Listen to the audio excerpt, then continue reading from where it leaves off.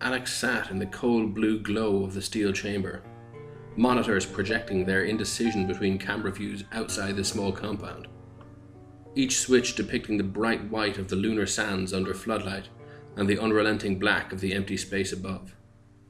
Life in the small research station was similarly dark, oppressively quiet, with nothing but the clicks of recording equipment, inconsistent hums from computer systems, and faint. The sharp noise from down the hall pierced the envelope of silence that had wrapped Alec in the monitoring room, and the startle had his heart thumping up in his throat. The dizzying adrenaline surge started to calm as he figured one of the backup tapes had probably been vibrated off a shelf by the machinery nearby. Solitary life in a research station had eroded Alec's sense of tidiness, and piles were the easiest sorting method for his work. He turned his attention back to the screens. The widescreen to the left was depicting a grid of all camera views in small format. Something on feed 42A caught his attention. A form was standing below the camera, looking up, motionless. Humanoid by the looks of it. What would be the head seemed slightly tilted. Alec brought it up on the center view to get a better look, and felt his stomach twist violently in fear. It was standing still, staring, with empty sockets amid a freeze-dried and cracked face of blue skin. It was morbidly recognizable. Just enough facial features of his late assistant to make him remember the accident, the airlock seal and the guilt, the attempt to bury the evidence, and the endless solitude that had resulted. The tilt, obscenely fatal in its arrangement, was due to a neck fracture that had been sustained when the compartment depressurized. The eyes had burst or shriveled with the change. Alec was never sure. He didn't want to think about it when he had put on his suit and driven the corpse out into the dunes, the direction faced by camera 42A. He had looked at the flash-frozen skin and abhorrent shapes from the pressure change as little as possible. But now he was staring right into the same grotesque death that had decided to come back. Why? And why was the body just standing there, staring, so motionless, so frozen? Frozen? Frozen.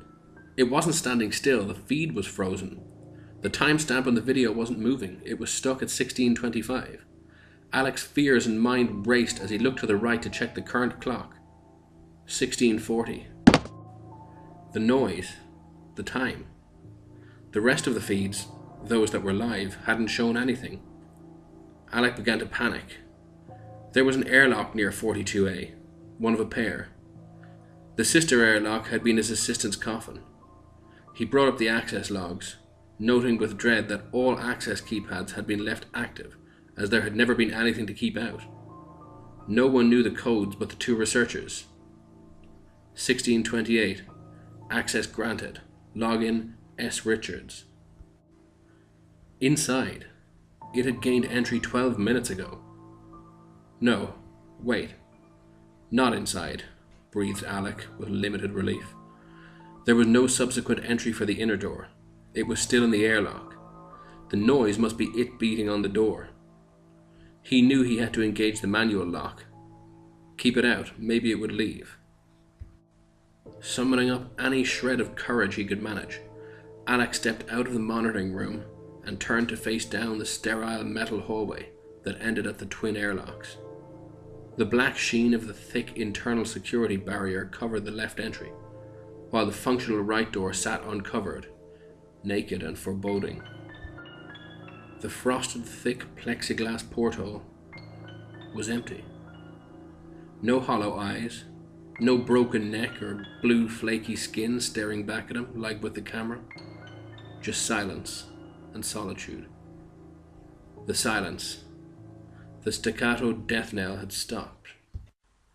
Unsure of what this meant, Alec walked towards the door, an undecided pace between hurriedly reaching the lock mechanism and freezing in place with fear. Every step expecting the face, that horrid, cold, unliving face, bent at the wrong angle, to reappear in the dark, transparent circle of the door. He finally reached the door panel, and with unsteady hands engaged the manual lock. He even dared to peek out the porthole to confirm that it had left. Nothing to see.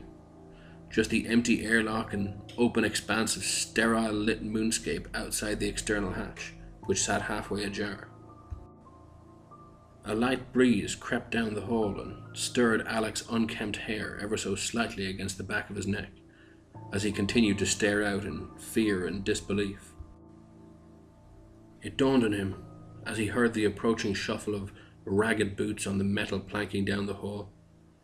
The only breezes in the pressurized facility came from airlock use. Rooted in fear, catching hints of ragged research uniform and broken skin behind his own reflection in the porthole, he began to reach again for the airlock door panel.